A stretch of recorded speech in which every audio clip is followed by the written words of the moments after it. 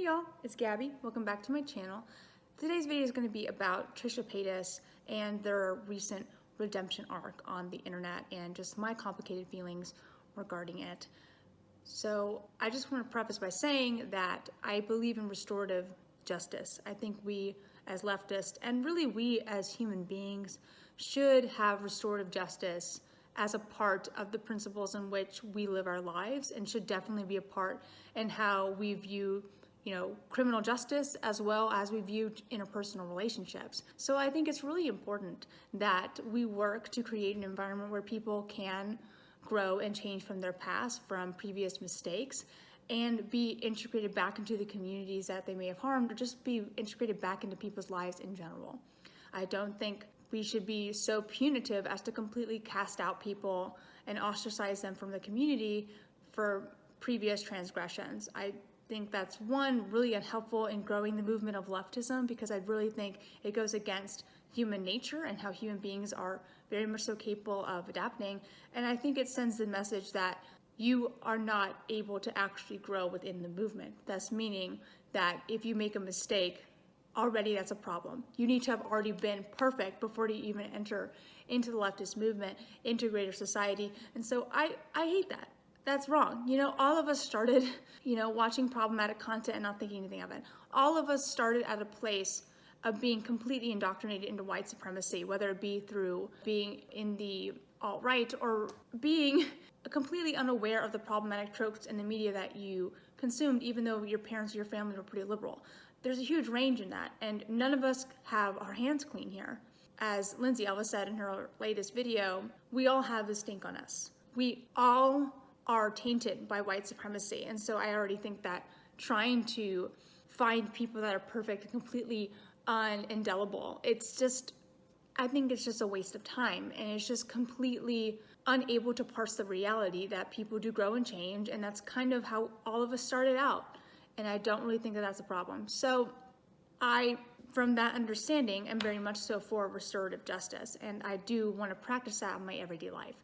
And so that means even with people that I don't particularly like and I don't find particularly pleasant, I do think they deserve to be looked at in a different way if they have shown genuine change and growth. That doesn't necessarily mean that I'm going to reintegrate them into my personal life, but I'm definitely not going to go around trying to police who they hang out with and what they're doing just so that I can, in my own personal bubble, feel better. I don't necessarily think that that's justice, nor do I even think that that's helpful for me in my own personal growth.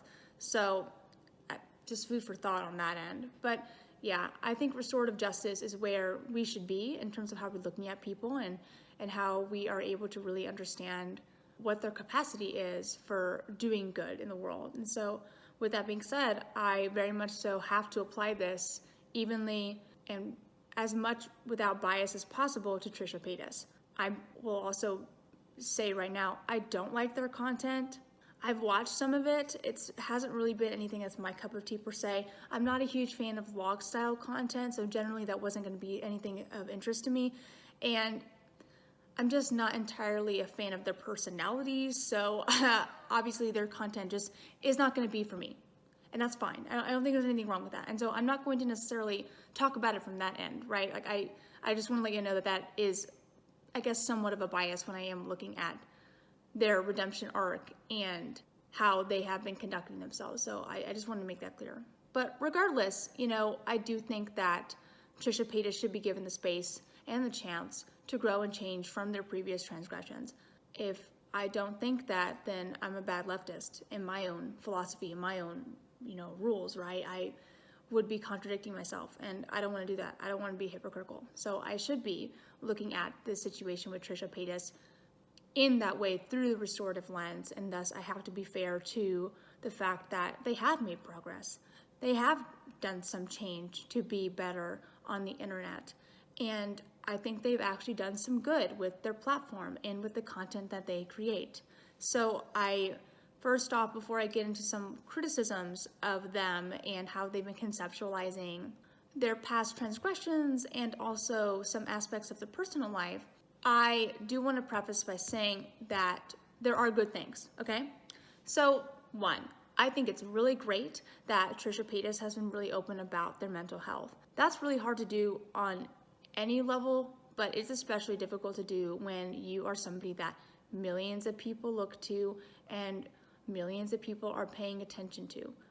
That's so overwhelming, and I can understand how nerve-wracking and vulnerable it can be to give up a little bit of yourself, or at least open the curtain a little bit to a little bit of yourself to an audience, and then having to deal with the audience commenting on that and potentially saying ignorant or harmful things to you. So I want to give Trisha Paytas some kudos for that. I think they deserve it, and I do want to say that I think that it's really helpful just for the internet at large to be understanding of the mental illnesses and mental health struggles that Trisha Paytas has endured and continues to endure, because a lot of what they discuss are symptoms and illnesses and diagnoses that are very much so not really that talked about in the mental health advocacy sphere. People are a lot more understanding and a lot more likely to discuss depression and anxiety, things that are a lot easier for the general public who may be like neurotypical to understand. And so I can kind of understand that tendency. But what ends up happening is that you destigmatize these more like understandable mental illnesses, but then you even further stigmatize things that aren't as talked about, like schizophrenia, like bipolar disorder. And that's a problem.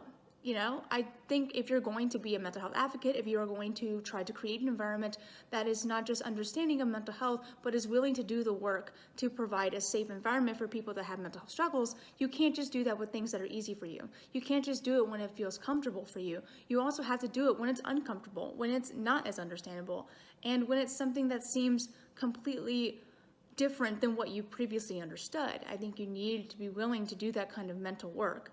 It's going to be difficult to really parse the judgment that you have been so ingrained to have in society, but it is work that is necessary and should be done.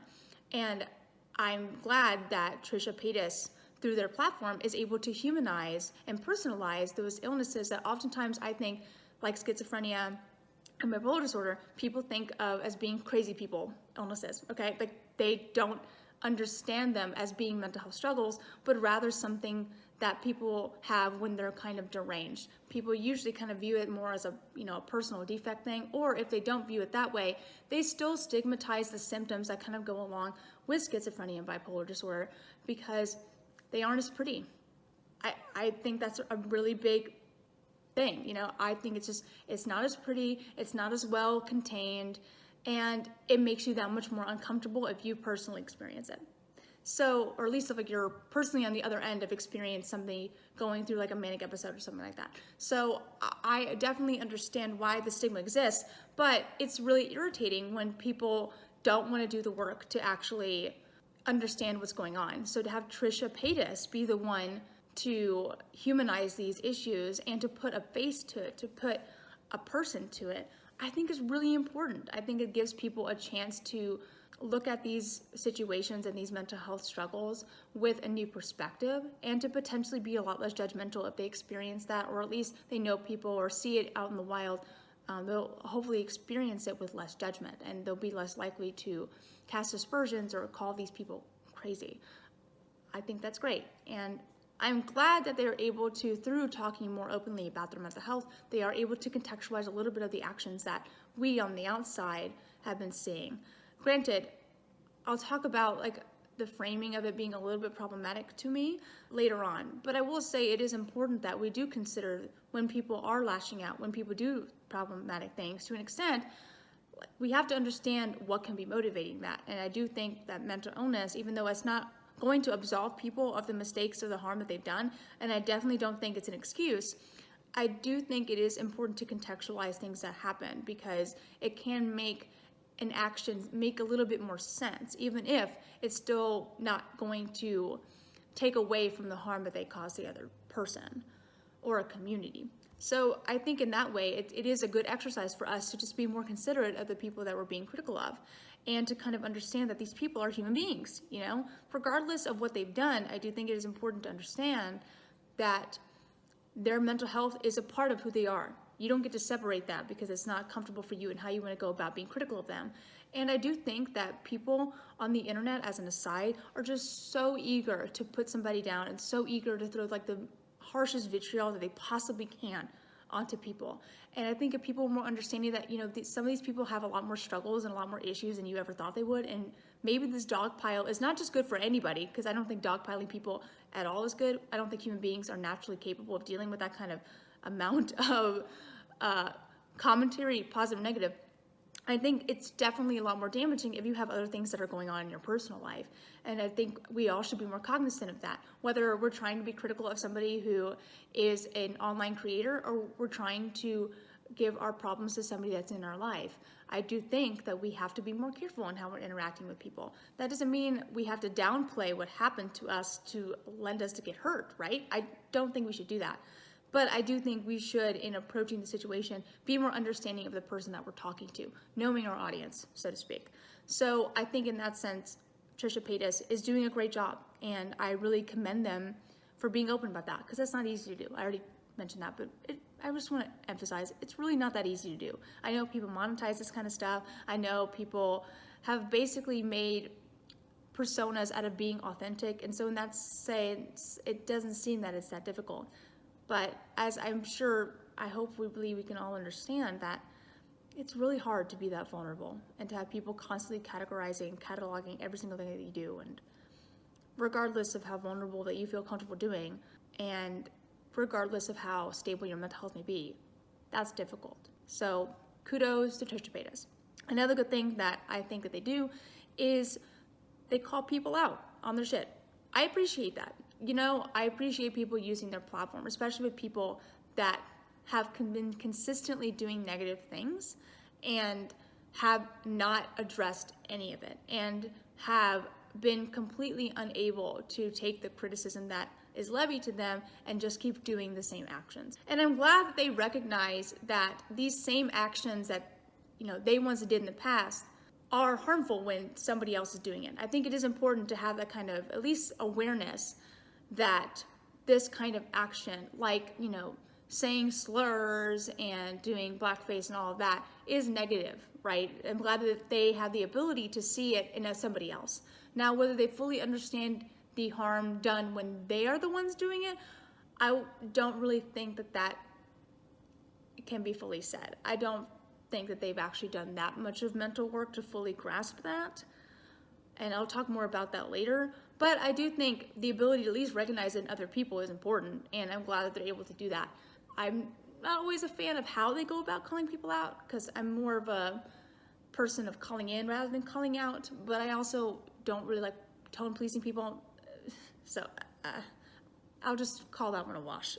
But yeah, I think they're doing a pretty good job with that, and they're a big creator. People pay attention to them, and so most likely people are going to listen to them. That's great.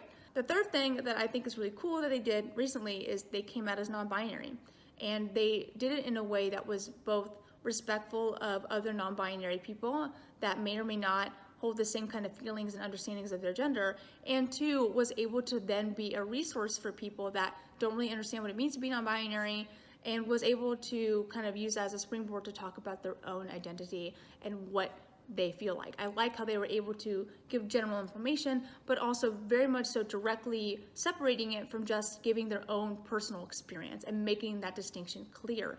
That's great. That was one of the issues that I had with their previous coming out video of being transgender. That was one of the things that was a little bit iffy for me personally. While I don't think that people should have ever been questioning whether or not Trisha was actually trans, I think that's none of your business, and I don't really think anybody should be making content about that, and I definitely don't think that people should make it this kind of a thing where it's like, oh, they're just always going to do this for attention, which with the amount of hate that people get being non-binary or trans and coming out or coming out as gay, sure, there's some support in some sectors of the internet, but overall the society is just not as accepting as you think it is, and so it's very cynical to try to make it seem like they're coming out for like clout. But regardless, I did think that in that video they made some conflations with their own personal feelings for what it generally means to be trans, and I didn't like that. I think that is something to have a problem with, and I do think it is kind of valid when you are talking about your personal experience to very much so preface that it's your personal experience rather than just with the unclear language making it seem like you're talking for all trans people when you're not. So I think there was some criticism valid there. And so I'm putting criticism in this pile, I'm sorry. But I will say in general, I thought this TikTok about Trisha coming out was really good, or like series of TikToks. I couldn't remember if it was one or multiple, but either way, I thought it was really great. And I thought they did a good job just discussing it and being open about it. And I'm proud of them for feeling comfortable enough to come out and give their pronouns and all of that. That's great. And it's nice to know that people feel more, comfortable in their own skin now and able to show it to people. I think all in all, that's always a positive thing to see. So nothing is at all completely bad about Trisha Paytas. And I do think it is important to acknowledge that kind of nuance before I get into some things that I'm a little more critical about. But yeah, now, so my criticisms. I don't really appreciate how they've been framing their mental illness in the context of their past wrongdoing and the issues that they've been having with their interpersonal relationships. I don't appreciate using it as an excuse for your actions, because it's not. I understand that, as I already mentioned, it can give context to those actions and it can make those actions more understandable. But does that make it excusable? Does that completely erase the hurt that you have caused? No, it just doesn't. And if you aren't doing what you can to work on yourself so that you're not lashing out on people, so that you aren't making other people's life difficult, when you are just completely just letting this illness wash over you and you're not seeking help, you're not trying to mitigate it on your own, and you almost don't even care that you're hurting people, you're more concerned about yourself, yeah, I have a problem with that, okay? Like, I understand that in general, it can be difficult to seek help for financial reasons, and given how capitalism is completely destroying all of our lives, it can be really hard to cope in this kind of society.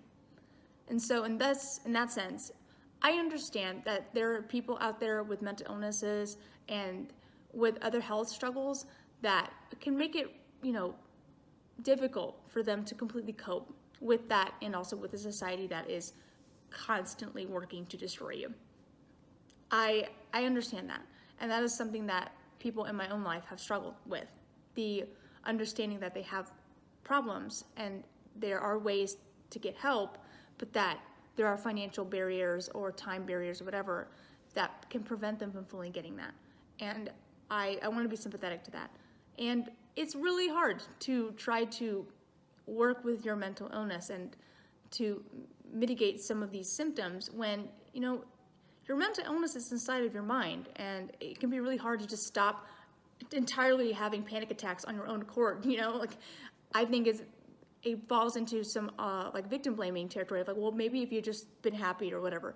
I'm not trying to say that. I am rather trying to say that just giving in to your mental illness when you are somebody that I know has the ability to get mental health resources, is currently seeking therapy, and is still seemingly having fits of rage and lashing out at people, and is still in this mentality that, I have these struggles, and so that's why I did that. And it's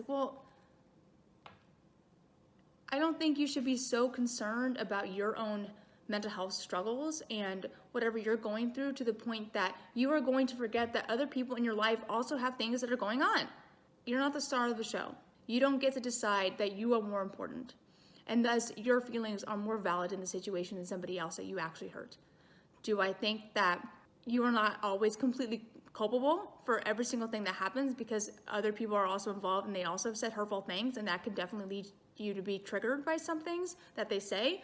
Yes. I do think that they also hold some culpability, and they should also acknowledge their own accountability within the situation.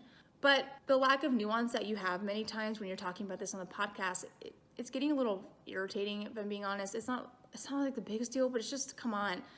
You're going to therapy, you're seeking help, you have self-awareness about what's going on. So I don't really think you have an excuse in saying that,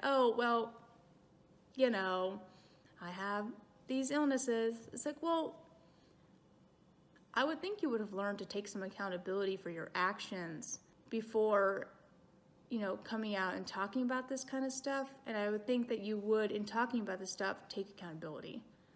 So I haven't really been liking that. That's been kind of irritating for me.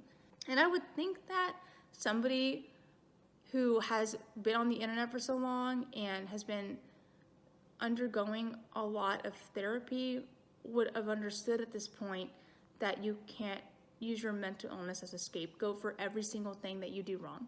And I don't think you can use it as an excuse. So that's just kind of where I am on that.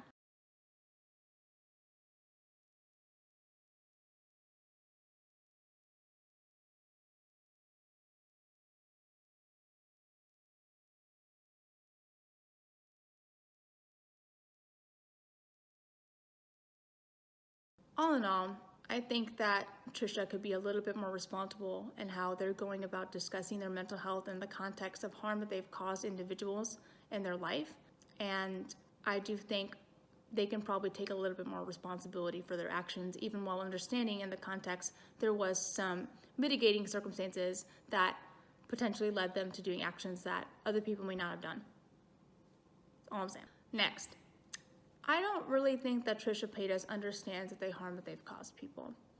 Because if you think it's perfectly fine to move on from the harm that you literally caused somebody who is a person with DID and developed a new alter because of harassment they were getting because of the video that you made, and just the fact that your video had so much misinformation in it that it also really upset them, is pretty problematic. I'm glad that you did issue a statement after that, but you should have been more careful in the first place in making that video. You're an adult, Trisha. I find it kind of frustrating that you're falling back. I'm like, well, now I understand all that. So, well, at some point when you've been on the internet for so long and you have done so much, like maybe you should be more careful with the content that you put out. I don't really think that's that hard of a standard to make or to keep, I understand that you were trying to discuss a diagnosis that you did receive. I'm not denying that. But when you're putting out inaccurate or outdated information, and when you're outright targeting somebody and calling them crazy for having the same diagnosis that you have, I don't understand why you need to downplay that. You directly, through your actions and the actions of people that followed you based on the information they received in that video, led to harm being done to a person. And for also just people being completely misinformed. That's a really big problem. I also am somebody that holds spreading misinformation pretty highly in terms of the things that get me very upset and things that I find kind of problematic and irritating. So maybe this is not necessarily the biggest thing for you, but it was for me, and I really didn't like that. And I already mentioned my issues I had with Trisha Paytas' coming out video regarding them coming out as trans, and I'm just going to reiterate, you should not ever question whether or not somebody is trans. I don't really think that's your business, even though I do think that the way they went about making the video did not really help separate themselves from transgender people as a community. But anywho, I really didn't appreciate that spreading of misinformation in both those two videos. And I do think that is kind of important. If you have such a big platform, you should be more careful with how you're utilizing it and the information that you're putting out there, especially when that information very much so can lead to harming people and further stigmatizing a identity or a mental health illness that is already kind of misunderstood and is already so stigmatized in greater society. So I just think you should be more careful about that and understand that that's a pretty big deal. So, yeah. Okay, so that's all my criticisms. I don't really have anything else to say about Trisha Paytas. Now I just kind of have some criticisms about how people are viewing Trisha Paytas and their current change in behavior and progress, as well as how they are viewing her past. I'm all about viewing people to be the change that they are. I'm not about completely dismissing the progress people have made just because I personally dislike them or I'm not going to forgive them. That's not no. I find people being so willing to just go into other people's comments or go into other people's tweets or whatever and just try to be like, actually, I don't think you should support this person. Like, that's not your place, okay? People can support whoever they want to support. And if they think that this person has done enough for them in their eyes to be forgiven by them, that's fine. And I also find it pretty irritating that people are just so willing to disregard people's change and progress that they're also just going to completely exacerbate the mistakes that they made in the past. As if they are completely unforgivable and nothing they will ever do unless they're trying to just give away all of their money and devoting their entire life to service is going to be enough to integrate them back in their community. I think that's pretty fucked up, okay? That's just weird. But I'm also going to say that people that kind of downplay the actions that people have done in the past and upplay the progress that they've made are also not doing anything good for restorative justice, you know? Because Trisha, whether you like it or not, still has issues with regards to how they are viewing themselves and their content in the past. And while I don't think that it necessarily precludes them from being forgiven by any individual people, and while I don't think that they won't do better in the future, I do think it's pretty disingenuous to make it seem like they're making such a big grand change when that's not necessarily really what's happening. I also want to mention that just because they're being redeemed, just because they have shown some progress, that is not necessarily, like, it's not going to entirely make them a great person, you know? I'm not going to say they're a bad person necessarily. I think they've been misguided in the past and they've done bad things. I'm not really interested in making that huge of a claim regarding somebody's character, especially since, as I already mentioned at the beginning of the video, I don't really watch their content, and so I can't really make that kind of a claim. Nor, I don't really think anyone can fully make that kind of a claim, given the fact that, you know, you don't really know these people. But even then, even if you are able to watch all of their content, at least from all of the things that I have seen that are outside of their controversy and the way that they've interacted with people and the way they've been pretty vindictive in how they've interacted with people, I'm not going to go out on a limb and say they're just like this amazing, great person when that's just not the case.